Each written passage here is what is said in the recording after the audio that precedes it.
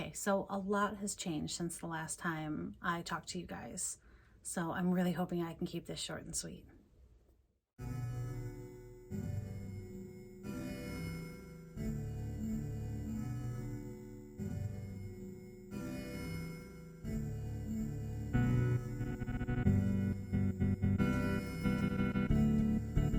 Hey everybody, what's going on? My name is Nickie P.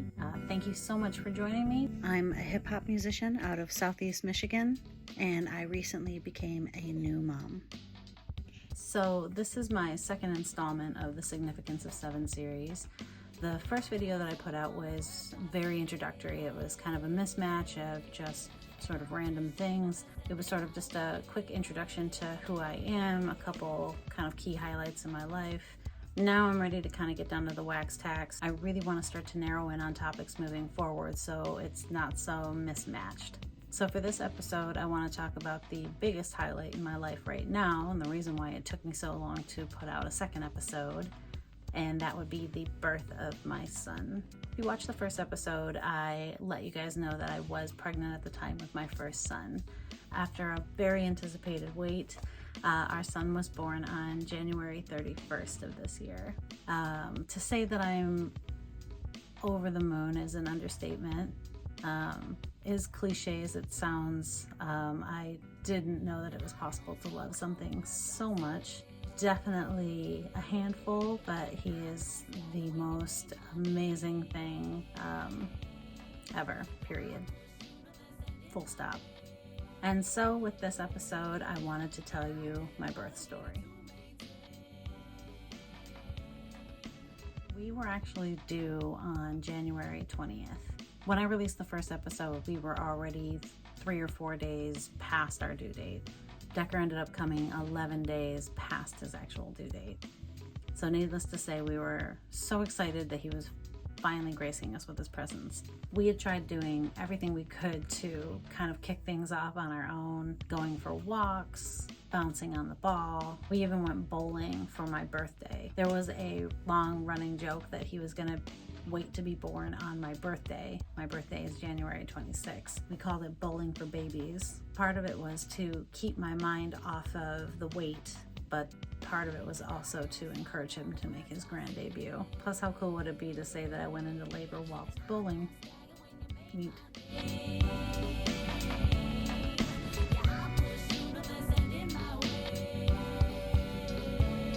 We did end up having to get induced due to my age and the fact that we were so overdue. Our doctor was very adamant that we had to follow through with an induction. I was really bummed. I did not want to do an induction. I really wanted him to come out naturally. I wanted to labor at home as much as I could. I really wanted to stay out of the hospital for as long as I possibly could, safely for both myself and for the baby. And as you'll soon find out, that was absolutely not how things worked out. So we were actually scheduled for our induction on the 29th. It was a Saturday. I'd already pushed it back 2 days, trying to give him a little extra time to come out on his own. Of course, he's got too much of me and his father in him, so he was fashionably late. We were scheduled to go into the hospital at 9 p.m. on that evening. We ended up getting a call from the charge nurse early that afternoon asking if we could actually come in early. They asked if we could come in at like 4 p.m. So since we were already going in for the induction, I was like, yeah, sure, let's get this party started, I guess. So we just got the call from the charge nurse. Yeah, we're leaving soon. It's about to be baby time. I am so nervous right now. It's crazy. Just gonna do a quick run through the bug out bag.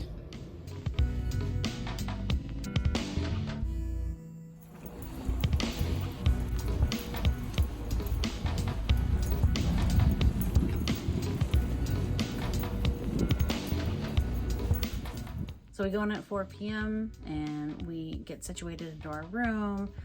We get the whole rundown from the doctors, meet and greet with the nurses, so on and so forth.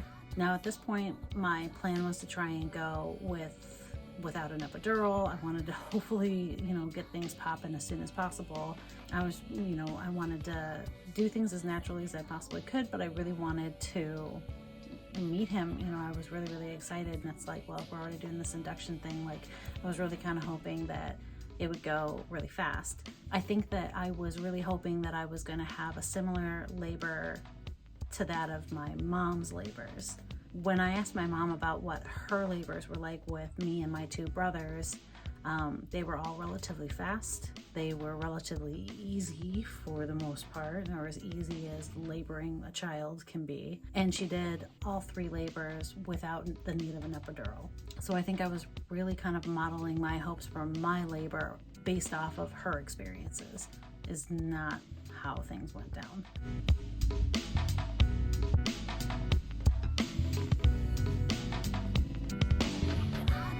At about 6 o'clock is when our induction was supposed to start. A little bit before that, the nurses came in kind of in a panic, and apparently the labor ward had just kind of exploded with laboring women. So, all these kind of emergent cases started to pop up.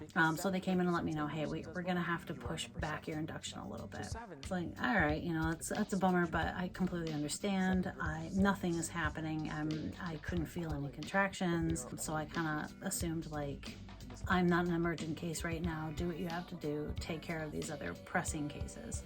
And she was like, oh, it'll only be, in an hour or 2. It won't be too much later.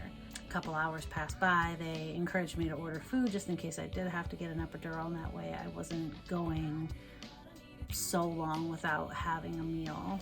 And a couple hours passed by, and a couple more hours passed by, and a few more hours passed by, and it kind of got to the point where I felt like they forgot about me. But I know that it was just the fact that they had so much happening everywhere. We were super tired and we ended up falling asleep. And apparently at one point, the nurses came in to start my induction, and when they saw that we were sleeping, they decided just to let us sleep. So they didn't actually end up starting my induction until the wee hours of the following morning. It was probably 4 or 5 a.m. the following morning that they actually came in and could get me started with my induction process. In the middle of the night, my best friend Brenna ended up coming and joining us at the hospital. She is one of my best friends in the world, and we decided that she would also be our son's godmother. So it was really, really important that she was with us during this extremely important moment in our lives.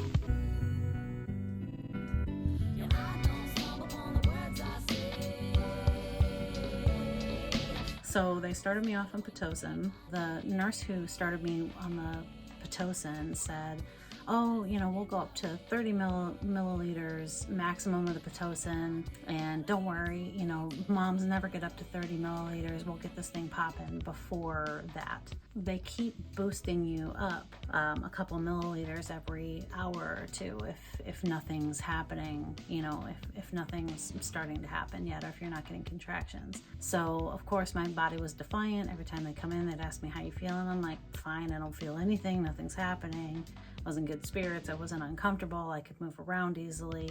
So they got me up to about 26 milliliters. So now I'm starting to push the wire and still nothing's happening. So at this point it's mid-afternoon on Sunday. So now the nurses are like, okay, we need to start talking about next steps. They go over a couple more options with me, and ultimately we ended up deciding the next step that we'd like to take was for them to break my water. So they cut the Pitocin dosage in half, and they ruptured my water, which was really underwhelming. Both me and the doctor who did it agreed that it was underwhelming. I think I was expecting this big rush of fluid and this instant change in how I felt and massive contractions. None of that really was the case. I didn't really realize that they had done anything. The doctor even said that wasn't exactly, she was expecting like more to come out, I guess. So she was like, I think I did it, which is never really what you want to hear a doctor say is, I think I did it. Another couple hours goes by and still not really feeling anything, and I was getting a little bored of sitting in the bed, so I was sitting over on the couch next to Rhett, listening to music and talking and bouncing on a ball and just trying to get my labor started. And at one point I stood up from the couch to say something to one of the nurses, and I felt this huge rush of fluid, and it's like, okay, that's what I expected when they broke my water the first, like initially. It wasn't long after that my body went into overdrive. Contractions ramped up super hard. Now again, they cut the Pitocin in half, but I almost feel like they could have taken it all the way down. My husband thinks that that's the reason why my contractions got so intense so fast. So there really wasn't any warm-up period. I went from 0 to 100 so fast. I began working with the contractions as best as I could. The pain was pretty unbearable. There was really no warm-up to these super intense contractions. They just were all of a sudden like there, and very much so there, and there was no denying them, and I was having a really hard time. I was trying to walk around, I couldn't keep it together. The pain eventually got to be too much for me, and I opted to do the epidural. And I think I was even more bummed because at this point really nothing had gone the way that I had planned in my head. Like I said, I had this preconceived notion on what I think my labor was going to be like. And so far, none of that was the case. So I was really disappointed, and I was really sad, but still very positive, and trying not to beat myself up too much about any of it. So we pushed forward with the epidural. My husband and Brenna continued to comfort me and, talk me through the contractions. So finally they came in and they gave me my epidural. It didn't take long for it to kick in. I started to feel much more comfortable, things were more bearable, and then ultimately I just started getting really tired. Now at this point it's just a waiting game on, when I'm gonna dilate enough that I can actually begin pushing. I could still feel the contractions, but they just weren't nearly as intense. It was more of just pressure than anything, but thankfully the drugs were so good that really I just didn't really feel much. It probably took my body about 6 or 7 hours or so to fully dilate so that I could begin pushing. At this point I was really tired, I was dozing in and out. In fact, I was woken up by the med team to tell me that, I was dilated and that we were ready to push. It almost seemed surreal because I'd already waited so long for him to come that it almost didn't feel real when they told me it was time to push. I remember the nurse asking me, are you ready to do this?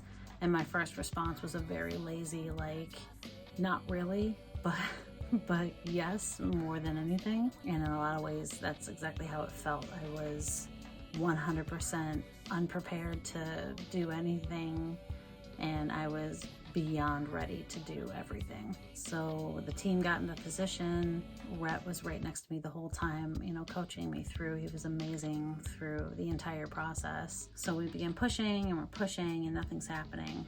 I'm starting to realize that I'm falling asleep in between pushes, which blew my mind. I know that I had an epidural and everything, but it just didn't occur to me that somebody could fall asleep whilst pushing a child out of their body. Didn't make sense at all. But apparently, according to the nursing staff, it happens all the time. So I had been pushing for a while, and the nursing staff, who was very encouraging throughout the entire process, was now starting to get a little quieter, which made me really concerned. The last and final thing that I really did not want to happen during this labor process was I did not want to go in for a C-section. I was avoiding that at any and all costs. That was sort of a hard stop for me. So when the nursing staff started saying things like, we'll keep doing this for a little while and then we'll talk about next steps, that's when I got really nervous. And as I'm falling asleep in between pushes, I remember at one point perking up and realizing, oh my God, I need to wake up and do this right now because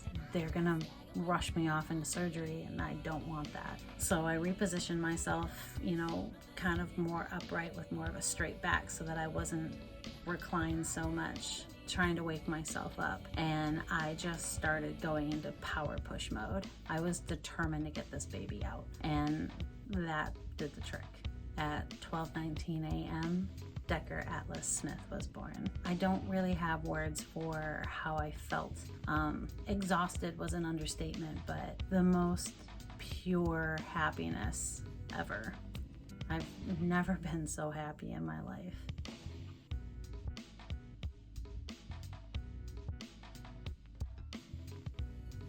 Apparently during my labor, I ended up getting a fever. So they were monitoring me and they were monitoring the baby to make sure everything was okay. Now, once I delivered Dekker, I was kind of in the clear. They assumed that it would have been an infection with the placenta, and once I delivered the baby and delivered the placenta, their assumption is that that infection or the assumed infection is now expelled from my body and I'm in the clear. Now it meant they were shifting all of their focus onto Dekker's health because they wanted to make sure that if the placenta did have an infection, that it didn't transfer over to the baby. They ended up putting a PICC line on his arm, which was heartbreaking to watch. It definitely got me really emotional. And they were administering antibiotics to him. Another thing that they had noticed was his temperature was a little low. So they were, kind of keeping him under the heating lamps. And so this poor baby was kind of being picked on for the next couple days. The second day, they started noticing that he was really shaky, almost as though he was cold. They checked his blood sugar and it turned out his blood sugar was really, really low, which was super terrifying. And so from that point on, we had to continuously check his blood sugar levels. It stressed me out so hard. It really bothered me to see him get poked at and prodded at the entirety of our stay in the hospital. Being a brand new mom, kind of not really knowing what I was doing anyway. And then, having all these health concern fears floating in the air. I was a ball of stress before we left. Thankfully, he ended up being okay. Things started to normalize the day before we were getting ready to leave the hospital. So at this point now we were just waiting for discharge orders. He was happy and healthy and he was eating, and so I was just really, really grateful that he was starting to normalize and it looked like we were able to go home.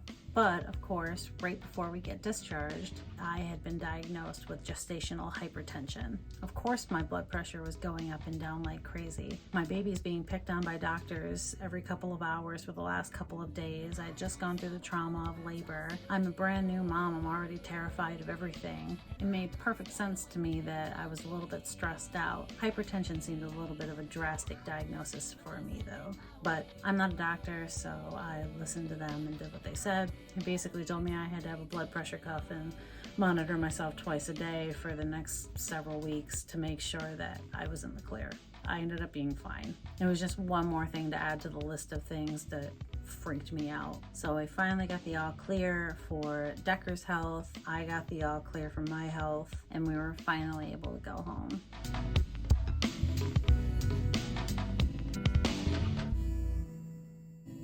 The days leading up to our discharge day were pretty nice days. It was January in Michigan, so it was cold, definitely bitter cold. But the day that they finally released us from the hospital just so happened to be the same day that a massive snowstorm hit. So yet again, I'm super stressed out because not only do we have to now drive home with this brand new baby, which we were already really nervous about, now we have to drive home in a blizzard with our brand new baby. Awesome. Thankfully, my husband's a pro. He got us home safe. Unfortunately, my husband being as active as he is, and then spending 4 days in a hospital kind of doing nothing and sleeping on foreign couches and chairs. When we got home, his back ended up going out on him completely. I've never seen him in this much pain before. So it really sucked because during this recovery period, I'm trying to learn how to care for my son, and at the same time, I was also trying to help care for my husband, who was obviously uncomfortable and having a really hard time. The day after we were discharged from the hospital was Dekker's first pediatric appointment. So we had to go out in this still very bad snowstorm and take him to his first appointment. So I was already nervous about driving him. I'm not exactly very fond of driving anyway, let alone in bad weather, let alone with a brand new baby in the car. Unfortunately, the snow had piled up and neither one of us could shovel the driveway. I was not allowed to really shovel because I just had a baby. I was recovering. I'm supposed to kind of not be doing much of anything at this point. He was completely immobile and was unable to do it himself. I could tell that he was so defeated by this. Rhett does everything. He is like the rock of our house. So I felt really terrible for him because I know that he wanted to do so much more during that, first week or so that we were back from the hospital. And he really wasn't able to. His body was just so messed up. This is where my village is just the most amazing. So we were getting ready to call, a company or something like that. We needed somebody to plow our driveway so that we could get out of the house to take Dekker to this first appointment. Rhett ended up calling a couple of his buddies and letting them know what was going on, explaining that we had to take him to this appointment and that neither one of us could shovel the driveway. Within like an hour, 2 of our close friends came to our house and shoveled our driveway for us.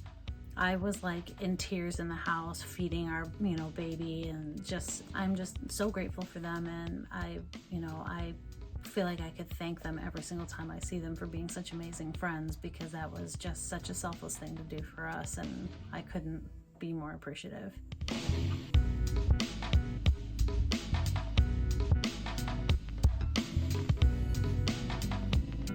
So fast forward to today, it has taken me a long time to get to recording this video because I've been getting acclimated into mom life, trying to get our schedules down, which is impossible because right now that baby has no schedule. It has been about 5 weeks since Dekker was born. I know it's taken me a while to get back into recording, just because we've been, getting acclimated into parenting life.